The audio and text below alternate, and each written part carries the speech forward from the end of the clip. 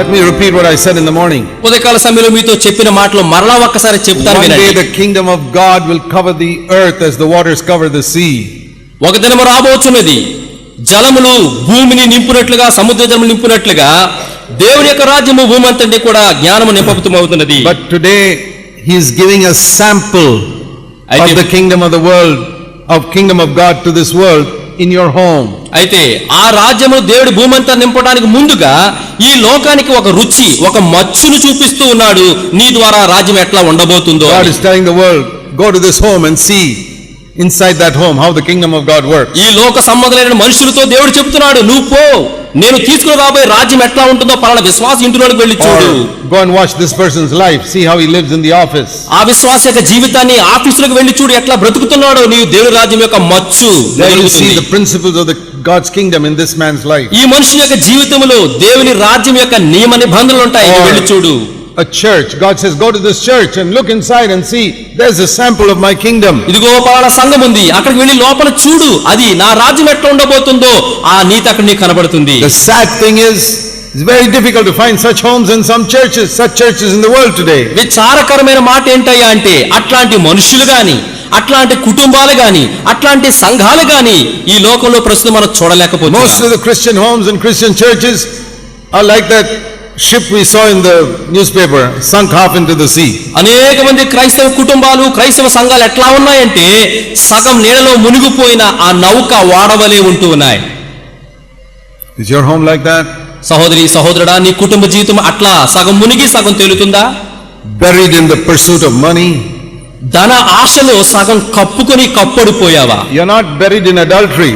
నువ్వు వ్యభిచారమనే పాపంలో కూరుకుపోలేదు. You're not buried in telling lies. అబద్ధాలనే పాపంలో నువ్వు మునిగిపోలేదు. But those type of sins, even the ungodly worldly person knows is a sin. నిజానికి అట్లాంటి పాపాలు లోపల వెలుపట ఉన్నటువంటి భక్తిహీనులు కూడా అవి పాపాలను వారు ఎరుగుదురు.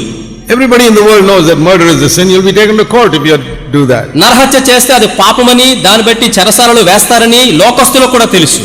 A lot of people in the world know that getting drunk is a bad habit. త్రాగుబోతులుగా తిరగటము మరి అది కూడా చెడ్డ అలవాటని లోకస్తులందరికీ తెలుసు. There are a lot of people in the world who know that smoking cigarettes is bad. సిగరెట్లు త్రాగటము, పొగ త్రాగటము కూడా అది పాపమని లోకస్తులకు తెలుసు. To say that I don't smoke, I don't drink, I don't kill, I don't commit adultery, నేను త్రాగను, పొగ త్రాగను, నేను నరహత్య చేయను, వ్యభిచరింపను అని చెబితే that doesn't make us any different from any worldly person. లోకస్తుల్లో నుంచి మనము ఎట్టి విషయాల్లో కూడా వ్యత్యాసత లేదు, అన్ని వాళ్ళలాగా మనం అలాగే ఉన్నాం. Nobody in the world believes that the pursuit of money is wrong.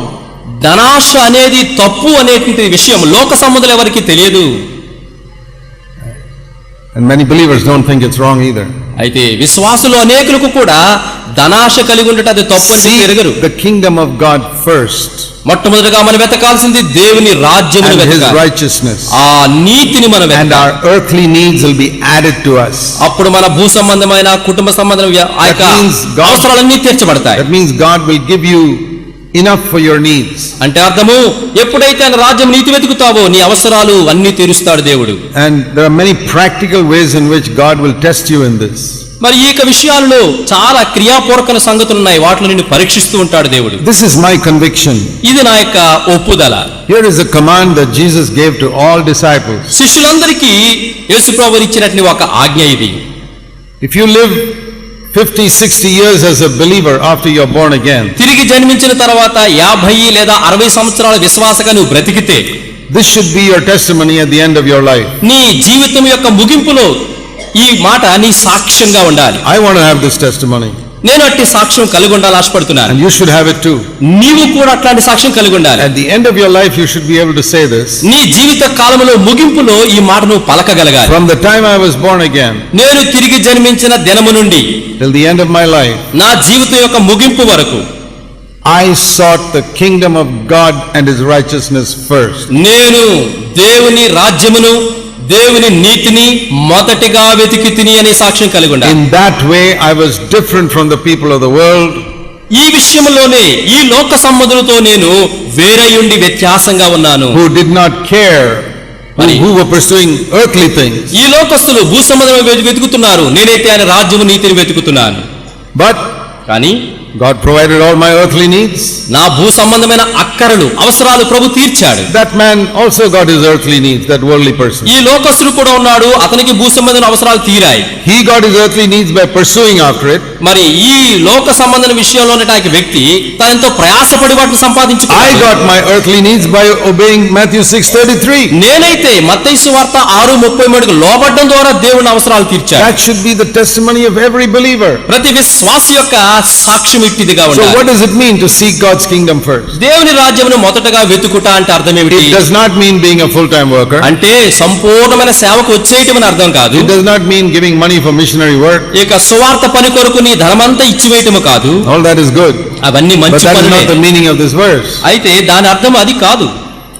It means that God, the rule of God must govern every aspect of your life.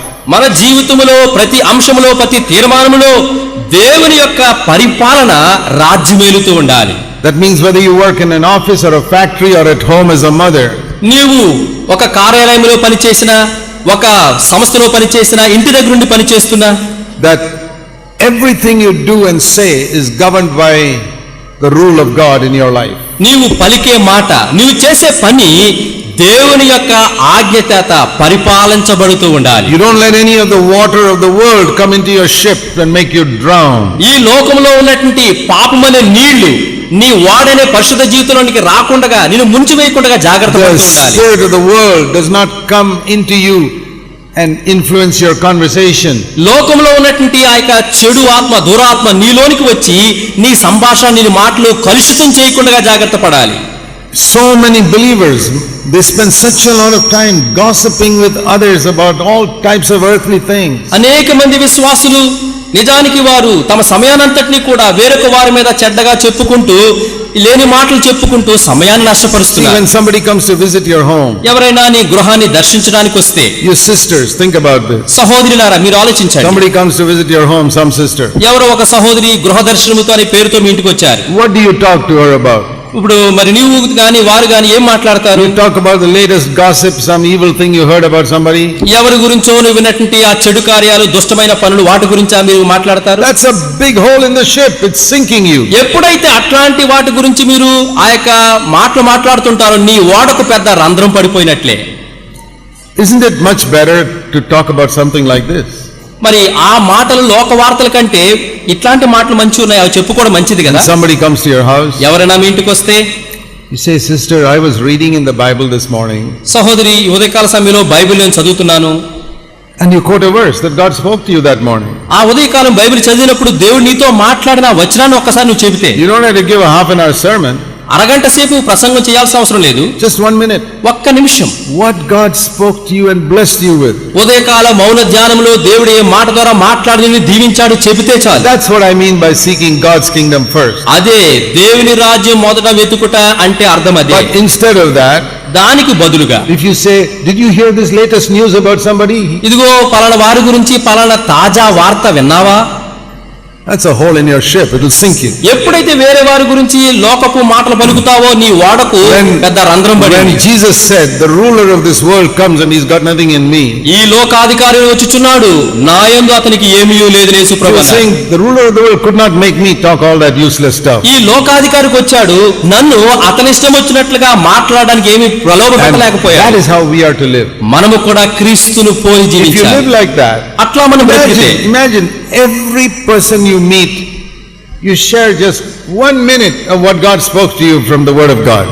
నీవు కలిసిన ప్రతి వ్యక్తితోటి ప్రభు ఆ యొక్క మాట ద్వారా ఏం మాట్లాడో ఒక్క నిమిషం నువ్వు పంచుకుని చెప్పగలిగితే, Or somebody speaks to you on the telephone, ఎవరో ఒకరు టెలిఫోన్ నీతో మాట్లాడుతుంటే, and instead of wasting time with all the latest gossip, you just share them even half a minute what God spoke to you. అనవసరమైనటువంటి లోక వార్తలు అనేకమని చెప్పుకోవడం కంటే ఒక్క నిమిషము ప్రభు నీ వచనంలో ఏం మాట్లాడే వార్త చెప్పుకుంటే, If you had done that నీవు అట్లాంటి పని చేస్తే, in the past with every phone call you received, do you know how many thousands of people you could have blessed by now? చూడండి గత కాలంలో నీకు వచ్చిన ప్రతి ఫోన్ లోనూ కూడా ఒక్క నిమిషం వారితో మాట్లాడితే ఎంత వందల మందికి, వేల మందికి నువ్వు దీవెనకరంగా ఉండేవాడమో తెలుసా? You don't have to be a preacher.